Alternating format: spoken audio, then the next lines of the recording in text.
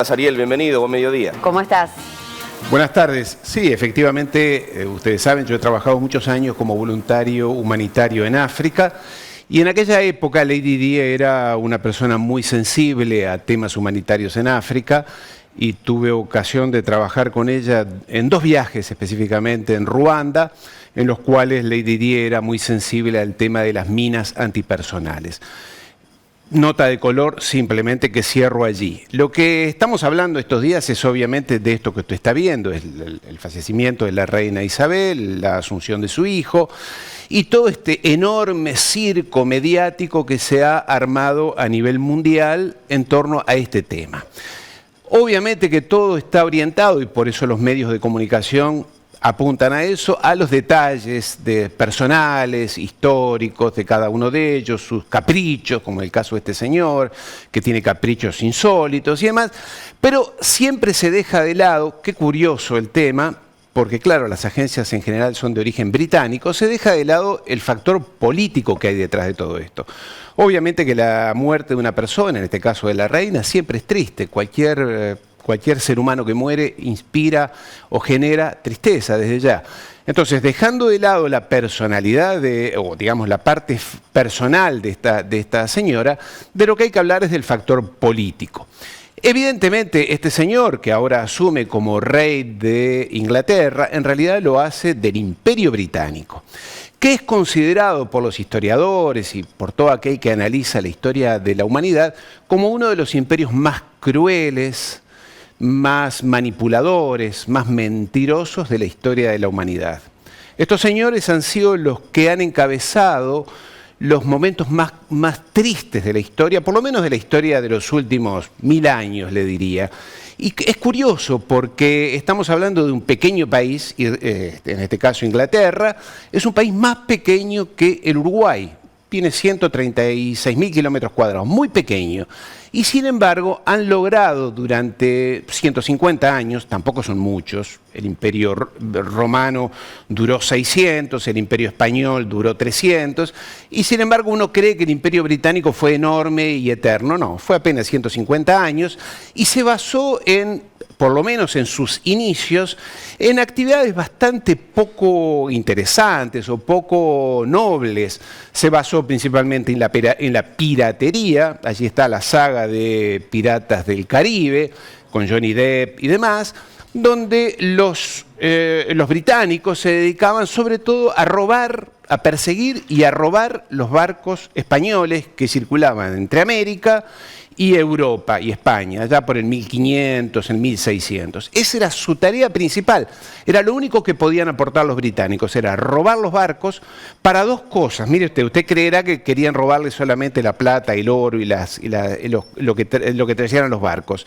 No era tanto eso lo que les interesaba a los británicos, a lo que más les interesaba a los británicos eran las cartas navales que habían establecido los españoles y los portugueses en sus viajes anteriores, y a los pilotos, es decir, aquellos que manejaban aquellas barcazas apenas, aquellas pequeñas embarcaciones iniciales, era lo que más les interesaba a ellos, robar eso, porque con eso sabían cómo circular por el mundo sus barcos, porque ni siquiera llegaban a eso, su tecnología era absolutamente rudimentaria. La segunda actividad a la que se dedicaron estos señores allá por el 1600, 1700 era el transporte de esclavos, el negocio, el comercio de esclavos. De allí surgió su gran poder inicial. Y lo segundo, y mire usted qué curioso, acá hay un dato que en general se desconoce, y es que a usted le han hablado de la casa de los Windsor, la familia Windsor. Pues todo eso es una mentira. En realidad estos señores no se llaman Windsor, tienen un apellido de origen alemán, que en el momento de la Primera Guerra Mundial, allá en 1918, Inglaterra estaba enfrentado con Alemania, quedaba mal tener un apellido alemán. Entonces decidieron cambiarlo por Windsor, que es el nombre del castillo, uno de los castillos de su familia. No es el verdadero apellido de ellos no son Windsor, tienen un nombre alemán imposible de reproducir ahora y no tiene ningún interés de citarlo. Pero en realidad, hasta en eso, toda su historia es confusa, siempre turbia, cubierta de nebulosas, de cosas no dichas, como todo lo que usted está viendo ahora. Y lo que usted está viendo ahora es parte de las atrocidades de los últimos 100 años, 80 años, que han cometido este imperio británico, que es en este caso la matanza de la India, horrible, porque claro, ellos se dedicaron a conquistar el mundo, a someter de la manera más vil, más cruel y más cruenta gran parte del planeta. Para resumírselo, le diría que solo unos pocos países del mundo no han sufrido algún tipo de agresión por parte del Imperio Británico. Y este señor que usted acaba de ver, el príncipe Carlos, que acaba de asumir como nuevo rey, inspira eso. Ellos son la continuidad de esa historia. Usted me dirá, tiene cara de buen señor, la reina parecía una tierna abuelita y nunca se le escuchó decir ninguna grosería, pero ellos avalaron, respaldaron todo lo que el Imperio Británico ha hecho en los últimos, bueno, desde siempre, y si hubieran tenido que estar y tomar decisiones importantes en los momentos más crueles, las hubieran tomado con la misma frialdad que lo han hecho los ingleses, por ejemplo, en este caso con los nativos de Australia. Ellos conquistaron Australia. Primero habían llegado los españoles. Siempre los españoles llegaban primero, los barcos ingleses llegaban atrás como aves carroñeras, ¿sabe usted? Como carroñeros comiendo lo que quedaba. Y en este caso fue en el caso de África, en Kenia, donde produjeron otra enorme y atroz y horrible matanza. Entonces siempre llegaban detrás para hacer negocios de las maneras más inescrupulosas. Claro, usted me dirá, ellos son protestantes, no son católicos. Los católicos tienen ciertos valores, los protestantes, según dicen, no tienen esos mismos valores, son más prácticos, por decirlo de alguna manera, van al negocio. En ese entorno también está, en el origen de esta familia supuestamente llamada Windsor, que no lo son, mucha influencia en las familias judías alemanas. Por eso los Rothschild, muy importante, la familia Rothschild es un pilar fundamental de la aristocracia inglesa, que de alguna manera constituyeron esa City de Londres, los famosos bancos ingleses, que le dieron el poder financiero. ¿Y qué hicieron estos señores en los últimos 150 años? Sobre todo someter a la mayoría de los países del planeta, ya sea por las armas, por el sometimiento, lo que usted está viendo, matanzas, y también por empréstitos. Por ejemplo, en el caso de América Latina, en el caso de Argentina, de Perú, de Ecuador, de Colombia, los famosos empréstitos de la banca Bering, aquella que por allá por 1820 contrajeron deudas los países latinoamericanos que terminaron pagando 150 años después. Una barbaridad.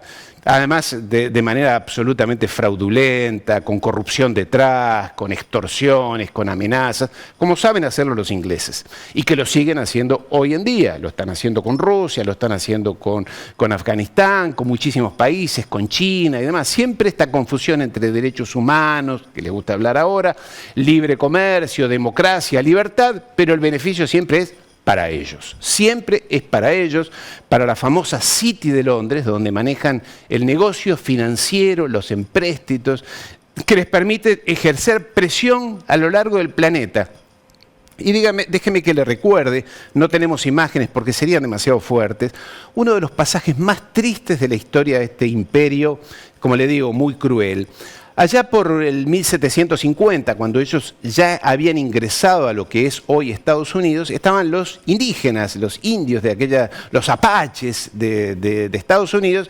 A esta gente no se le ocurrió mejor idea, dado que les costaba vencerlos militarmente, que regalarles mantas contaminadas de viruela. Contaminadas de viruela para contagiarlos y matar a los indígenas. Esto está demostrado, es fehaciente. Son capaces de hacer cualquier cosa con tal de ganar, y en este caso hablamos de atrocidades que han circundado el planeta y llegado a todo el planeta. Entonces, para todas aquellas personas que se inclinan, que les gusta inclinarse, agachar la cabeza frente a la reina, estoy hablando de los artistas más irrespetuosos e irreverentes como Madonna, los Rolling Stones, Elton John, Mick Jagger y tantos otros que son muy irreverentes, pero que a la hora de la verdad inclinan la cabeza humildemente ante la reina por el prestigio, remete a una actitudes bastante poco dignas. Pero allí también encontramos, y con esto concluimos, con las palabras de la reina Isabel, quien hace pocos años atrás les recordaba a los políticos del mundo, sobre todo a los latinoamericanos, que las Malvinas son de ellos, que Gibraltar, allí en España, es de ellos, y que los territorios de ultramar son de ellos. Sin embargo, tuvimos a presidentes como Carlos Menem, como el propio Chávez, como el Papa Francisco, como tantos otros que fueron a inclinar la cabeza ante la reina. Saque usted sus conclusiones, si es humildad, si es respeto o es simplemente una actitud de vasallos políticos. Escuchemos a la reina y con esto nos despedimos para no olvidar qué representa el Imperio Británico y la corona británica. Un saludo. Mi gobierno garantizará la seguridad, buen gobierno y desarrollo de los territorios de ultramar, incluso con la protección del derecho de los isleños de las Falklands y los gibraltareños a determinar su futuro político.